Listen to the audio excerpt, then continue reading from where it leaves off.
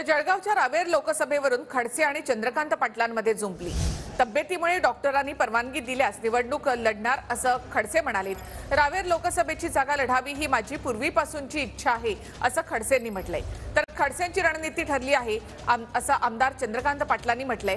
बोलताना मतदारसंघामध्ये फिरताना डॉक्टरांची परवानगी लागत नाही का असा सवाल या ठिकाणी पाटील यांनी केलाय।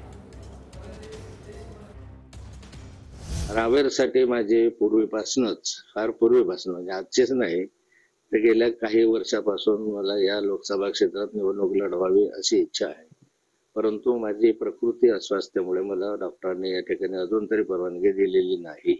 आताही याबाबत मी डॉक्टरांकडे सल्ला मागितलेला आहे, परंतु मला अजून 2 ब्लॉकेज आहेत आणि त्यामुळे डॉक्टरांची अजून तरी संमती मिळालेली नाही।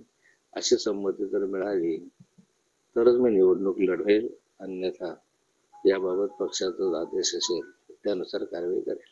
मी पण आई मुक्ताईच्या चरणी प्रार्थना करेन की डॉक्टरांनी त्यांना खरंच सल्ला दिला पाहिजे, त्यांचं आरोग्य चांगलं असलं पाहिजे, ते निवडणूक लढलेच पाहिजे। ते निवडणूक लढल्याशिवाय मजा येणार नाही। पण हे निवडणुकीची रणनीती ठरली आहे की मी निवडणुकीला उमेदवार दाखवेल आणि समोरचा एकाला कव्हर देऊन ते बाहेर काढून घेईल। निवडणुका लढताना डॉक्टरच्या परवानग्या लागल्या असतात तर बोलताना डॉक्टरच्या परवानग्या कावर लागत नाही? धाप लागेल ना तब्येत खराब असेल तर। त्यामुळे बोलतानाही डॉक्टरच्या परवानग्या घेतल्या पाहिजे।